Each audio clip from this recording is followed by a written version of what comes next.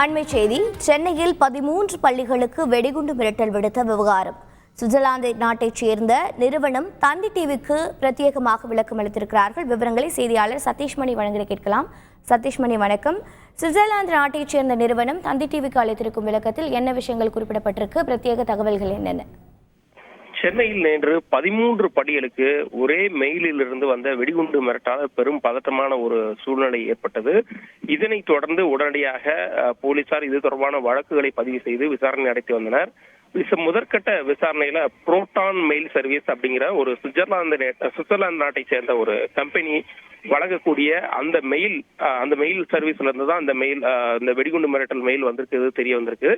இது தொடர்பா தந்தி டிவி பிரத்யேகமாக அந்த நிறுவனத்தை தொடர்பு கொண்ட போது அவர்கள் தந்தி டிவிக்கு ஒரு விளக்கத்தை அளித்திருக்கிறார்கள். அதில் இது போன்ற வெடிகுண்டு மிரட்டலோ சட்டவிரோதமான நடவடிக்கைகளுக்கு தங்களுடைய நிறுவனத்தின் மெயில்களை பயன்படுத்தினால் அவை உடனடியாக முடக்கம் செய்யப்படும் எனவும் தெரிவித்திருக்கிறார்கள். அதே நேரத்துல இது போன்ற ஒரு சுவிட்சர்லாந்து நாட்டு சட்ட திட்டங்களுக்கு உட்பட்டுதான் அவர்கள் மீது நடவடிக்கை எடுக்கும், சட்ட ரீதியான நடவடிக்கை எடுக்கப்படும் எனவும் தெரிவித்திருக்கிறார்கள்.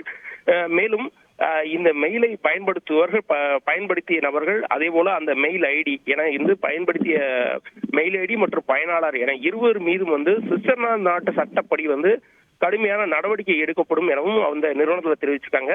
முக்கியமா இந்த 13 மெயில் அனுப்பப்பட்ட விவகாரம் குறித்து அது ஒரு தனிப்பட்ட நபரோட விவகாரம். மேலும் அதில் சட்ட புலன் விசாரணை அமைப்புகள் சம்பந்தப்பட்டிருப்பதால் அது தொடர்பான விவரங்களையும் தெரிவிக்க முடியாது எனவும் தந்தி டிவிக்கு சுவிட்சர்லாந்து நாட்டை சேர்ந்த அந்த புரோட்டான் மெயில்ஸ் என்ற நிறுவனம் விளக்கம் அளித்திருக்கிறது.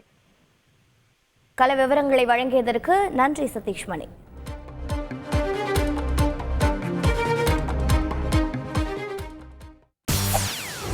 செய்திகளை உடனுக்குடன் தெரிந்து கொள்ள உடனே சப்ஸ்கிரைப் பண்ணுங்க.